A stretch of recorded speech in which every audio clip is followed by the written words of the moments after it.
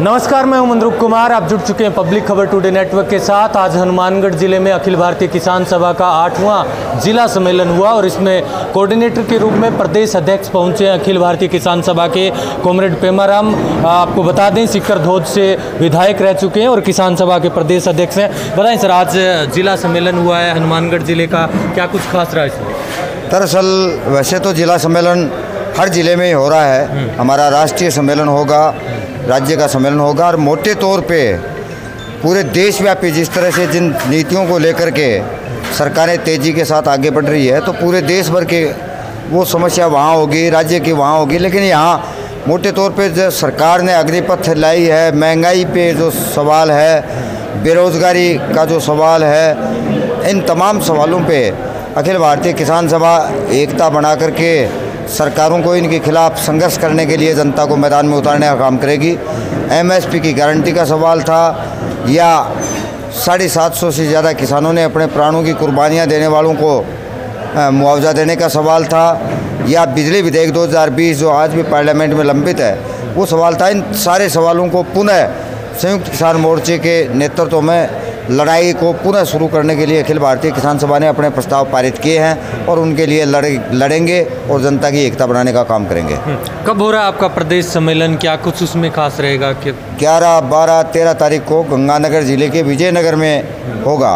सितंबर की 11, 12, 13 3 दिन तक लगातार यहीं पे होगा, जिसमें प्रदेश स्तर पे जिस तरह से सांप्रदायिकता बढ़ती जा रही है और हमारे राजस्थान प्रांत की सरकार भी किसान के हित में करने के बजाय, अभी आपने देखा नहीं, कोऑपरेटिव में सरकार कह रही है कोऑपरेटिव में हम बिना ब्याज का लोन देंगे, लेकिन कोऑपरेटिव सोसाइटी से ऋण लेने वाला कोई भी किसान देखेगा तो 2 रुपये सैकड़े से बाज़ार भाव से भी ज़्यादा, यदि वो 60 साल से ऊपर की उम्र का किसान है तो बाज़ार भाव से भी ज़्यादा महंगा उसका ऋण पड़ पाता है।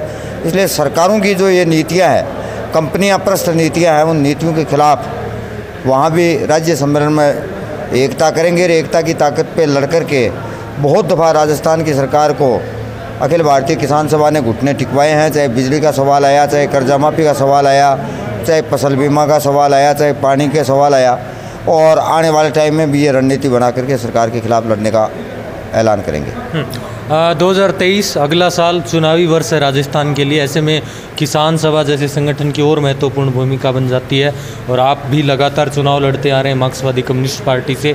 ऐसे में क्या आपकी रणनीति रहेगी आगामी वर्ष और आगामी विधानसभा चुनाव? दरअसल विधानसभा का चुनाव तो आगे है, इससे पहले सहकारी समितियों के चुनाव आएंगे।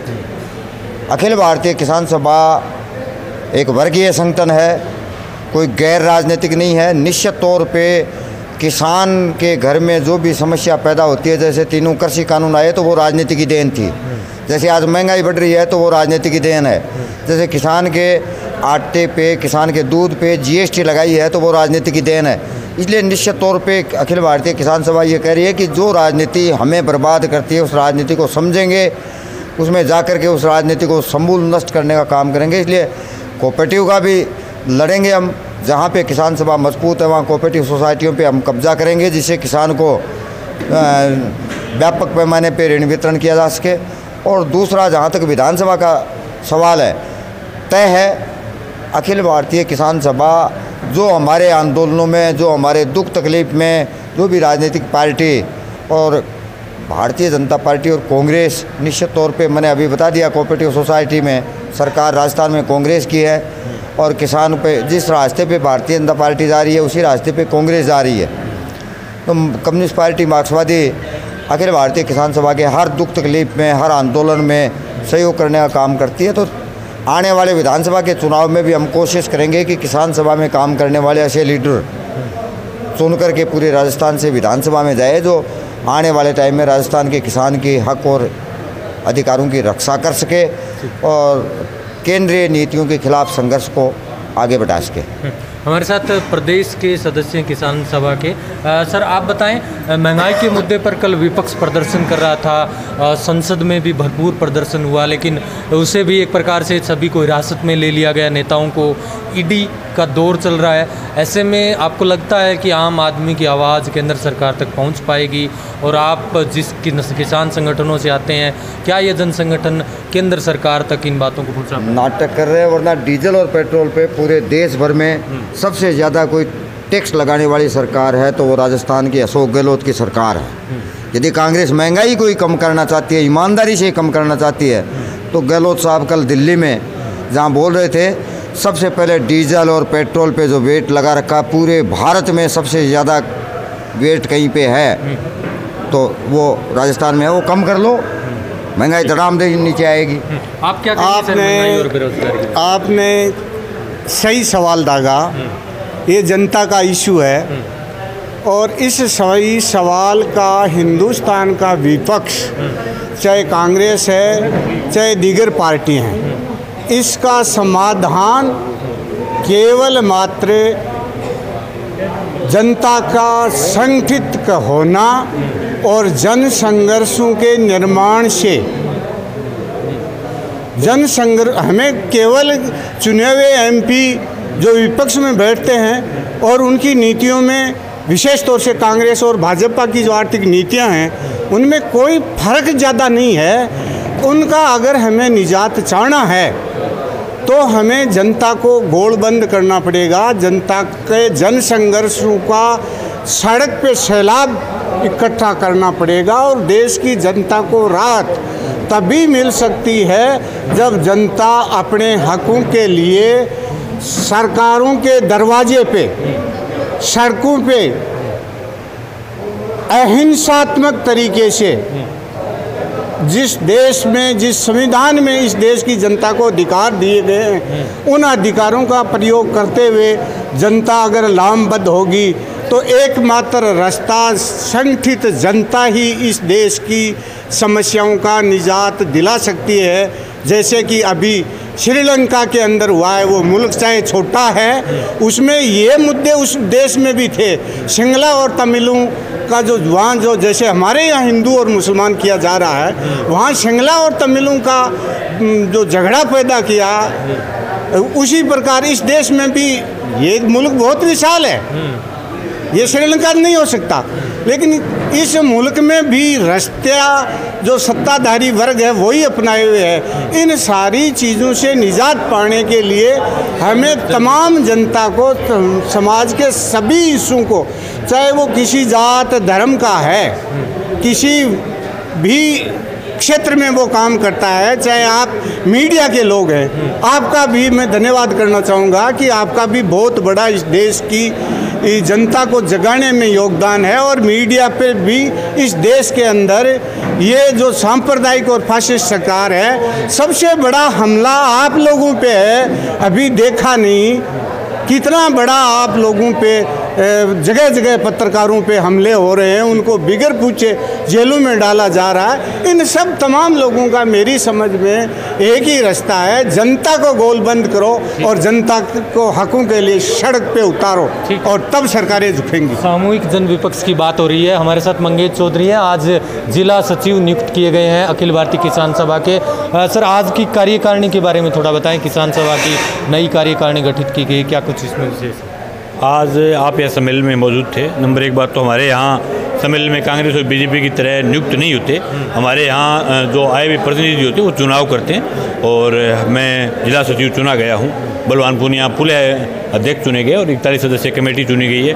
ये कमेटी आने वाले 3 साल के लिए लोगों के बीच में, किसानों के बीच में, किसानों के मुद्दों को मजबूती के साथ उठाएगी और किसानों के जो भी आज के जो इशू है, जो 2021 का जो सावनी का बीमा है, नहरों में पूरा पानी है, इन इशूज़ को लेकर के एक व्यापक लड़ाई का जो है वो रणनीति बना करके ऐलान करेंगे। अभी जिला स्तर पर भी आपके प्रदर्शन होने हैं, जैसे आज ही आपने घोषणा की है बकाया खरीफ की फसल बीमे के लेकर, कब होगा वो, क्या प्रदर्शन किस प्रकार? अभी मतलब लोगों के खेत में निनाण का काम चल रहा है। 10 दिनों में निनाण का काम हो जाएगा। 22 तारीख को पूरे ज़िले में और पूरे ज़िले की तमाम तहसील हेडक्वार्टर्स पर एक साथ पूरे ज़िले के अंदर नौर भादरा हनुमानगढ़ पीढ़ीबंगा संगरिया टिब्बी सब जगह एक साथ किसान सभा के द्वारा एसडीएम कोर्ट्स का घेराव किया जाएगा और 22 तारीख को आगे के आम की जो रणनीति लोगों के आने के आधार पर आंदोलन की उस समय की परिस्थितियाँ देख करके आगे का ऐलान किया जाएगा। आप लोगों का एक कार्यक्रम भी हो रहा है 10 तारीख को हनुमानगढ़ में, वृंदा कारांत भी पूछ रही है, क्या कुछ कार्यक्रम है?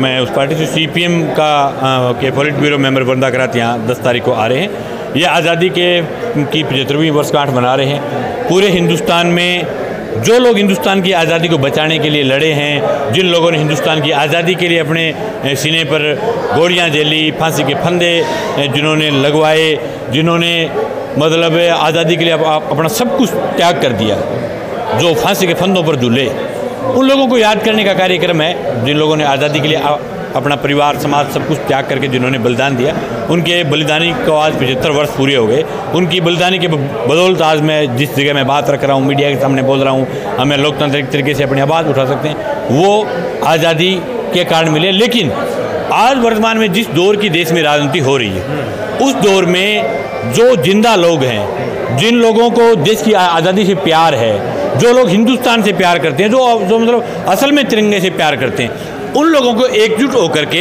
ये समझने की जरूरत है कि हिंदुस्तान की आज़ादी में किन लोगों का योगदान था और कौन लोग हिंदुस्तान की आज़ादी के टाइम में अंग्रेज़ों के गुलाम हुआ करते थे, उनकी पगचंपी किया करते थे। आज पूरे देश के अंदर आरएसएस ने एक अभियान चलाया है कि पूरे देश के अंदर हर घर पर तिरंगा लगाना चाहिए।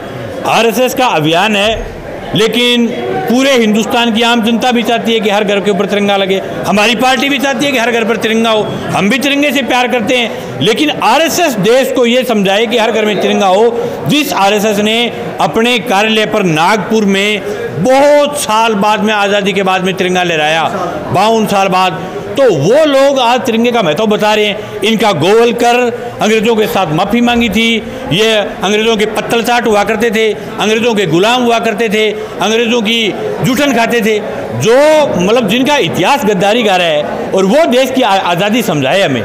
ये बात कतई बर्दाश्त करने वाली नहीं है। हिंदुस्तान में जो कम्युनिस्ट हुआ करते थे, कम्युनिस्टों ने हिंदुस्तान की आज़ादी में बहुत ही बड़ा योगदान रहा है। हमारी पार्टी के प्रथम जो राष्ट्रीय सचिव थे वो आज़ादी आंदोलन के योद्धा थे। हमारे हरकंद सिंह सुरजीत, जिनका नाम ही लंदन तोड़ सिंह था, जो कि आज़ादी के फ्रीडम फाइटर थे। हमारी पार्टी के अंदर जो प्रथम सम्मेलन हुआ था, उनमें जितने लोग शामिल थे वो सब फ्रीडम फाइटर थे। और आरएसएस का जो निर्माण हुआ है, उसके अंदर तो जो देश के गद्दार हुआ करते थे, राष्ट्रद्रोही थे, अंग्रेज़ों के मतलब चमचागिरी करने का, गाँव से रिपोर्टें देने का, जो मतलब है जिनका काम आंदोलन को तोड़ने का था, जो लोग कह रहे थे कि हिंदुस्तान कभी आज़ाद नहीं हो सकता, वो लोग आज देश को आज़ादी समझा रहे हैं। ये बहुत गंभीर बात है। जिन्होंने कभी कोर्टों पर मतलब झंडे अपने अलग ही किसी रंग के फहरा दिए, कभी नागपुर में इन्होंने सबसे पहले तो कहा था कि हम तिरंगे को मानता नहीं, हम तो देश के अंदर एक झंडे को मानते हैं, सिंगल झंडे का रंग होना चाहिए। जो लोग आज़ादी के बाद में बहुत बकवास किया करते थे, वो लोग आज राष्ट्रवाद के नाम पर और एक मतलब छद्म राष्ट्रवाद के नाम से हिंदुस्तान को गुमराह कर रहे हैं। तिरंगे से हमें भी प्यार है, हम तिरंगे को मानते हैं, तिरंगे के लिए जान दे सकते हैं। हिंदुस्तान का किसान है जिसके एक बेटा खेत में काम करता है, दूसरा बेटा सीमाओं पर शहीद होता है। आरएसएस के पत्तलचार लोगों का तो मेरे को तो याद नहीं, इनका कोई आज तक कोई आज़ादी के आंदोलन में कोई शहीद हुआ हो, उसके बाद कभी सीमा पर शहीद हुआ हो। इनके बड़े बड़े नेता, एक ही नेता बता दे कि इनका किसी का बेटा हिंदुस्तान की आर्मी के अंदर सीमा पर लड़ते हुए शहीद हुआ हो। आज ये लोग जो समझा रहे हैं ना, ये दर्द की बात है। हमारी वृंदा कारांत इसी बात के लिए आ रही है कि हम लोगों को समझाएं कि असली आज़ादी दिलवाने वाले कौन थे, आज़ादी के लिए बलिदान किन्होंने दिया, आज़ादी के लिए अपना मतलब शरीर किन लोगों ने त्यागा, और असली हिंदुस्तान की आज़ादी के लिए किन लोगों का योगदान है। ये हमारी कम्युनिस्ट पार्टी गांव-गांव तक, शहर-शहर तक, तहसील कमेटी तक, ब्रांच तक लेकर के जाएंगे।